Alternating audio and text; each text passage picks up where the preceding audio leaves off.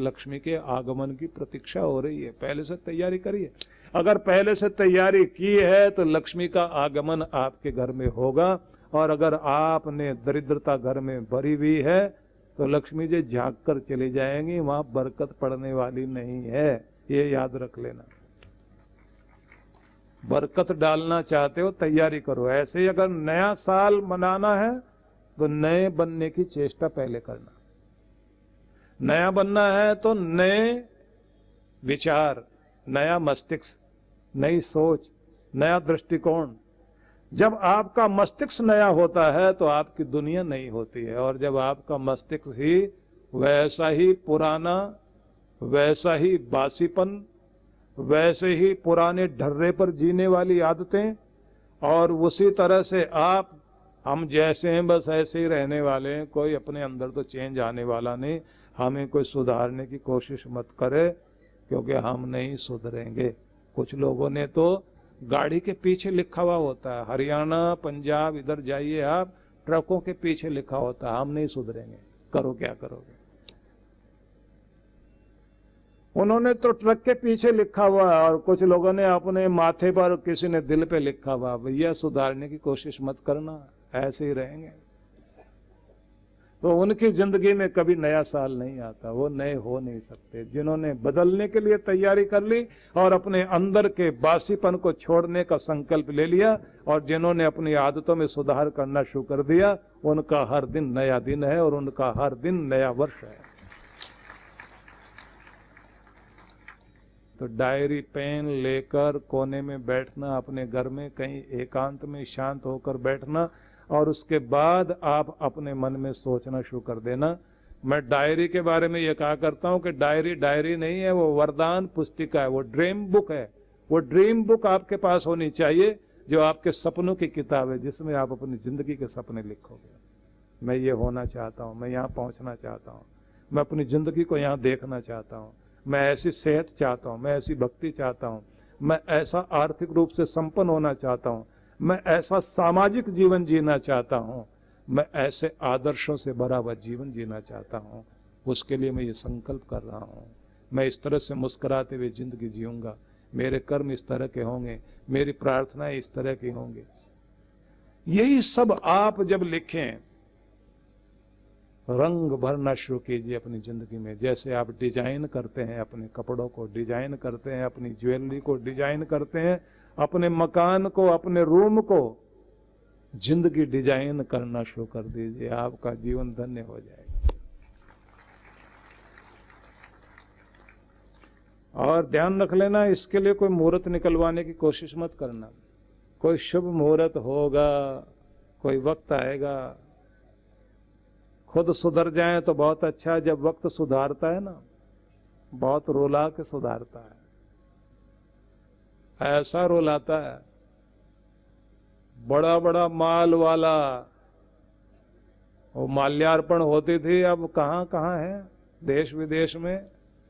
अब ना कोई माल ना कोई माल्य, सहारा बेसहारा हो जाए, कौन किस स्थिति में पहुंच जाए कहा थोड़ी जा सकता है। जिंदगी परीक्षा लेती है तो कहाँ लाकर खड़ा कर देती है। वक्त चोट दे, बहुत अद्भुत चोट देता है। इसलिए खुद को खुद ठीक कर लीजिए। तो कहा गया है कि जीवन में गुरु होना चाहिए। गुरु करना फैशन मत बना लेना।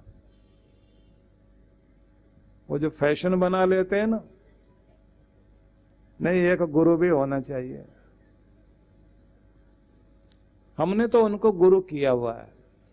ये तो चुनना होता है, ये तो समर्पण करना होता है, ये तो निष्ठा लेकर नए ढंग से जिंदगी जीने का संकल्प करना होता है। और जो संकल्पित लोग होते हैं उनकी जिंदगी दो भागों में बंट जाती है, गुरु मिलने से पहले और गुरु मिलने के बाद।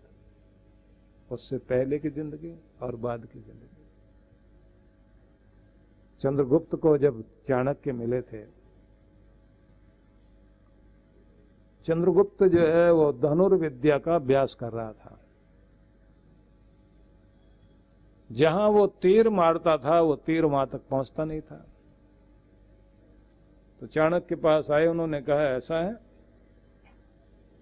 ये जो डोरी आप खींच रहे हो ना, इसको कान तक खींचो।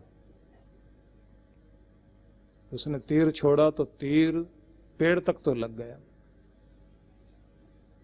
उसके बाद उसने कहा लेकिन निशाने पर तो नहीं लग रहा, जो मैंने पेड़ पर गोल घेरा खींचा हुआ वहां तक तो नहीं जा रहा। तो चाणक्य ने फिर कहा बीच में सांस नहीं लेना, सांस रोक कर छोड़ना। अब गोल घेरे में तीर लग गया। तो चाणक्य ने कहा अभी सफल नहीं हुए हो, गोल घेरे के बीच में एक बिंदु लगाओ और तब तीर छोड़ो। तीर छोड़ा तो गोल घेरे के बीच जो बिंदु लगाया था उससे 1 इंच नीचे जाकर तीर लगे। चाणक्य ने कहा कितना भी अभ्यास कर लेना रुका रह जाएगा, ऐसे ही तीर लगता रहेगा, बिंदु पर लगेगा ही नहीं। क्यों? बोले अब गुरु चाहिए तुम्हें। गुरु क्या मंत्र पढ़ेगा? बोले नहीं, मंत्र बताएगा, कान में मंत्र बताएगा। क्योंकि कान फूंकने वाले तो मिल जाएंगे, प्राण फूंकने वाला नहीं मिलता। जब जिंदगी में प्राण फूंकने वाला मिलता है तो नई जिंदगी आती है। तो बोले क्या बताना चाहते हो? बोले अब ये बताना चाहता हूं, निशाना ठीक लगा रहे, विधि भी ठीक है, लेकिन अब निशाना 1 इंच ऊपर लगाना उस बिंदु से, तब जाकर बिंदु पर लगेगा। अब वो कहता है 1 इंच ऊपर लगाने से मतलब? बोले इस धरती की गुरुत्वाकर्षण शक्ति तुम्हारे तीर को नीचे खींचेगी। जब वो वहां तक जाएगा ना, उतनी देर में वो नीचे की तरफ आ जाएगा। ऐसे जब नीचे आ जाएगा तो जहां लगना चाहिए, अगर 1 इंच ऊपर लगाया तो फिर वो 1 इंच नीचे झुकेगा और फिर सही जगह जाकर लगेगा। इसने तीर चलाया, तीर सही लगा। बोले आप कौन हो? बोले हम वही हैं जिसकी जरूरत तुम्हें है। नहीं तो अभ्यास भी करते रहोगे, मेहनत भी करते रह जाओगे, लेकिन तुम सफलता से चूकते ही चले जाओगे। गुरु की जरूरत यहां पड़ती है।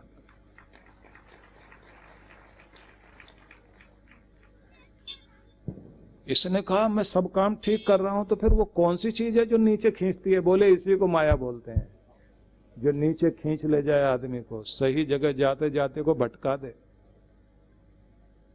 और ये माया आपके टेलीफोन में भी है, व्हाट्सएप बनकर बैठी हुई है, ये फेसबुक बनकर बैठी हुई है, आपको भटका दे। जाना कहीं है और जाते जाते कितने तो वो हैं जो कान में लगा रखा और इधर चैटिंग करते हुए जा रहे हैं और इधर से आई रेल उड़ाकर चली गई। देखते हुए, ऐसे देखते हुए जा रहे हैं और बात करते जा रहे हैं। सामने से देख लिया, एक भैंस आ रही है और एक बहन आ रही है, महिला आ रही है। तो पहले भैंस आ गई आगे, वो महिला पहले आगे थी, भैंस आगे आ गई। तो ये ऐसे फोन को चलाते चलाते कहता है माफ करना बहन जी, गलती हो गई। और जैसे ही बच के निकलने लगा, इतनी देर में फोन ही पकड़ा हुआ ना, इतनी देर में वो महिला टकरा गई। बोले पता नहीं लोग कैसे खुला छोड़ देते हैं, टकराते हुए घूम रही। गलती कहाँ है? हाथ में ले रखा है ना, माया तो कहीं भी है, आपके फोन में बैठी हुई है, जो आपको भटका दे और जो आपको अटका दे और आपके लक्ष्य से आपको चुका दे, बस समझ लेना उसी का नाम माया है। उसी को जीतने के लिए गुरु आपको समझाता है।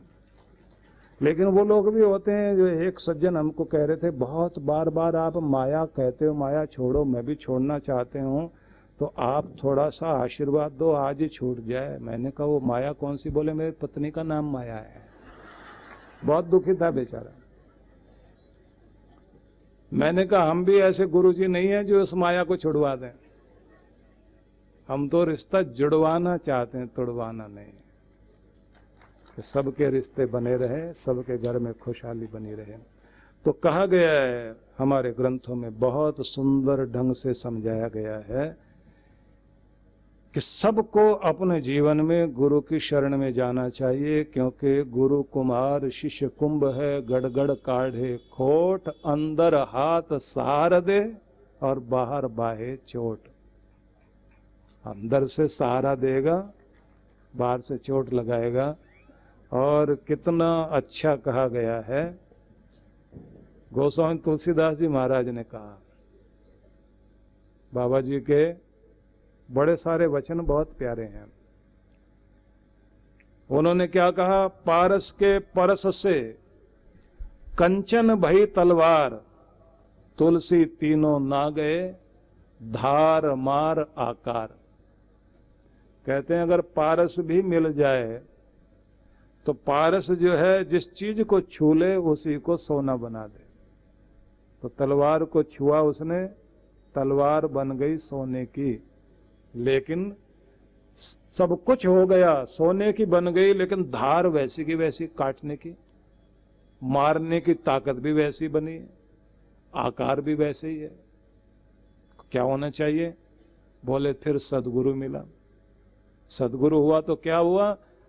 ज्ञान हथौड़ा हाथ ले सदगुरु मिला सुनार, तुलसी तीनों मिट गए धार मार आकार। बस उसने आभूषण बनाकर गले में पहना दिया। वही तलवार अब मुकुट बन गई, वही अब गले का हार बन गई। तुम कितने भी हिंसक थे, कितने भी क्रूर थे, कितने भी कुटिल थे, तुम्हें अगर जिंदगी में गुरु मिल गया तो तुम्हारी जिंदगी का वो कुटिल रूप खत्म हो जाएगा और तुम्हारे अंदर का देवतापन जाग जाएगा। ऐसे कितने सारे उदाहरण हैं जब जिंदगी में ऐसे गुरु आए और व्यक्ति का जीवन अद्भुत हो गया। दिल्ली में खारी बावली है और उसके साथ है सदर बाजार। तो खारी बावली में बहुत पुरानी मार्केट है वो, जिसमें अनाज से लेकर मेवा, जड़ी बूटियों से लेकर दुनिया भर की चीजें बिकती हैं। उसके पास में 12 टूटी जगह है एक, वहां खुला मैदान होता था। आज से 150 साल पहले जब अंग्रेजों का राज था तो स्वामी दर्शनानंद जी महाराज वहां प्रवचन कर रहे थे और उधर एक डाकू जिसका नाम था मुगला, जिसने हरियाणा, पंजाब, हिमाचल में पूरा का पूरा पंजाब भाग कहलाता था वो, उसमें खूब धूम मचा रखी थी, ऐसी कि न जाने कहां डाका डाल दे, इतने लोग थर थर कांपते थे उससे। उसने देखा रात में इतनी देर तक लोग इकट्ठे हैं, भीड़ लगी हुई है। अपने साथियों से कहा भीड़ में बैठ जाओ जाकर के, चलो थोड़ी देर ये लोग छट जाएं, उसके बाद अपना काम करने के लिए सही मौका ढूंढेंगे और फिर जहां डाका डालना वहां चलेंगे। बैठ गए सब। अब महात्मा ने उपदेश देना शुरू किया, किस तरह से कर्म जो है जिंदगी में आता है और तुमको क्या बनाकर रख दिया जिस कर्म ने, कब कब कितना कितना रुलाएगा। तुम इस जिंदगी में दुनिया को रुलाने के लिए अगर आए हो तो तुम्हारा इतिहास कलंकित हो रहा है। पेट भरने के लिए तो चींटियां भी पेट भर रही हैं, चिड़िया भी पेट भर रही है। अगर दूसरे का खून बहाकर पेट भरते हो तो वो जिंदगी नहीं। ऐसे पता नहीं क्या क्या वो बोलते जा रहे थे और सुनते सुनते मुगला डाकू का तो मन बदलता चला गया। और उसके बाद उसने अपने साथियों को इशारा किया, जैसे भीड़ छट रही तुम लोग वापिस चले जाना, मैं इधर रुकूंगा, कल मिलेंगे फिर इसी जगह पर पेड़ के नीचे। ऐसे इशारा कर दिया। अब वो लोग साथी लोग जो उसके गिरोह के 50-55 लोग थे वो पीछे सबके साथ मिलके बैठे हुए थे और ये भेष बदला हुआ बीच में बैठा हुआ। चलते चलते, क्योंकि आदमी की जिंदगी में कभी भी चोट लग जाए ना, दिल को कोई बात छू जाए तो आदमी का जीवन उसी क्षण बदल जाता है। और उसका परिणाम ये हुआ, इसने निश्चय कर लिया कि आज ही जिंदगी को बदलना है।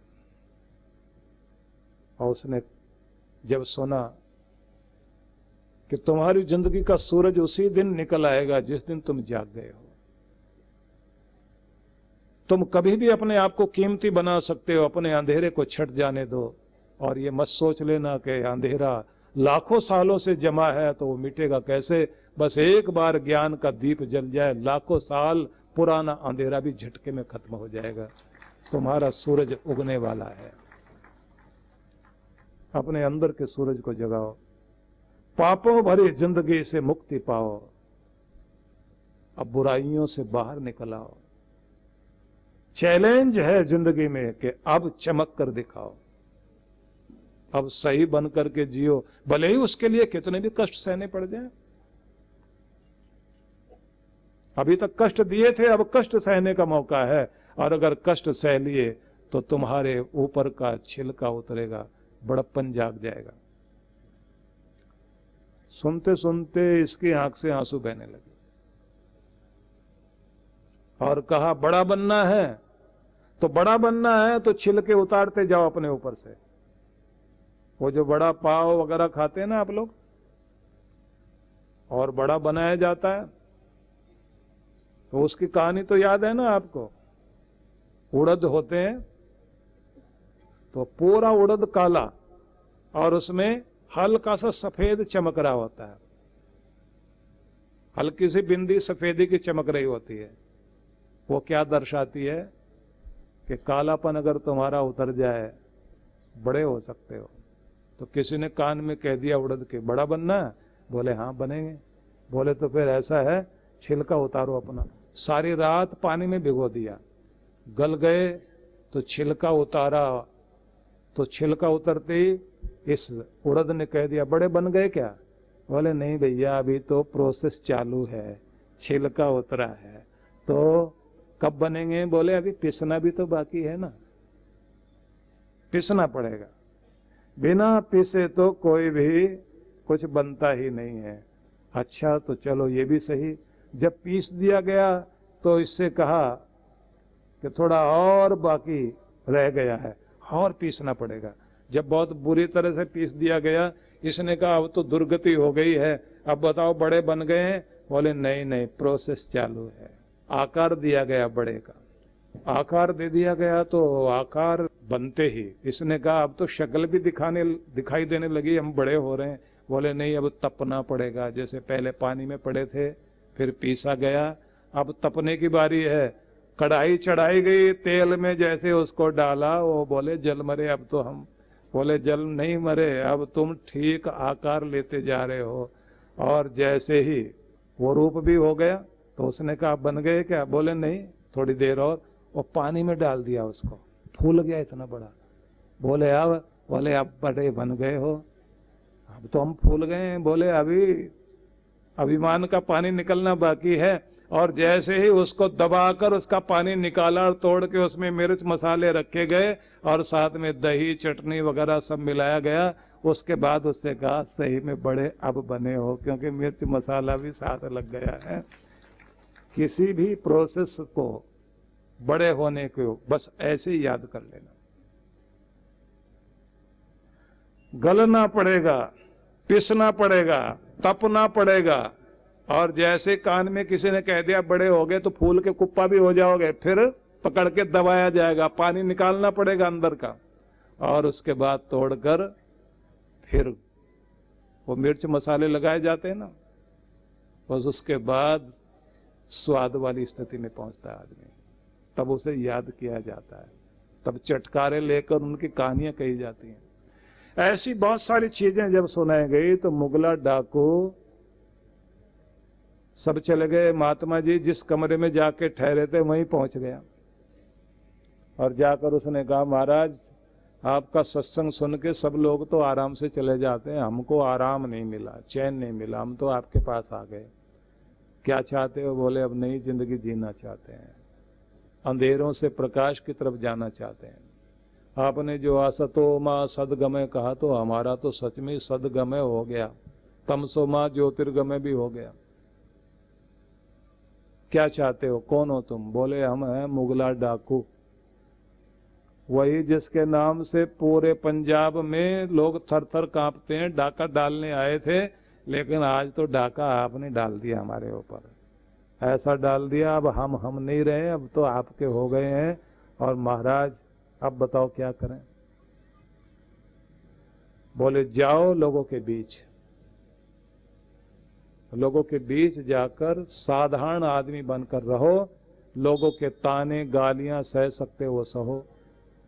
बोले नहीं महाराज, पहले तो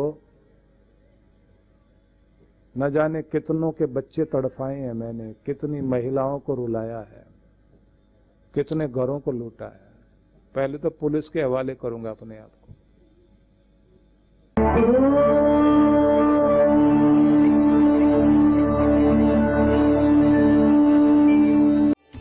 जीवन संचेतना लाखों पाठकों की बुद्धि को सच्चेतना से और हृदय को सद्भावना से परिपूर्ण करने वाली मासिक पत्रिका जीवन संचेतना।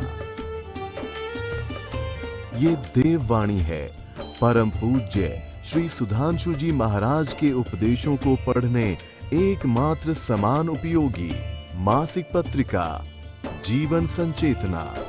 सदस्यता शुल्क भारत में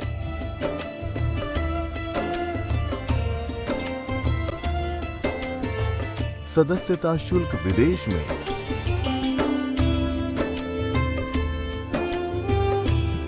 यदि आप जीवन संचेतना की सदस्यता प्राप्त करना चाहते हैं तो इस पते पर संपर्क करें। विश्व जागृति मिशन, आनंद धाम आश्रम, नांगलोई नजफगढ़ रोड, बक्करवाला मार्ग, नई दिल्ली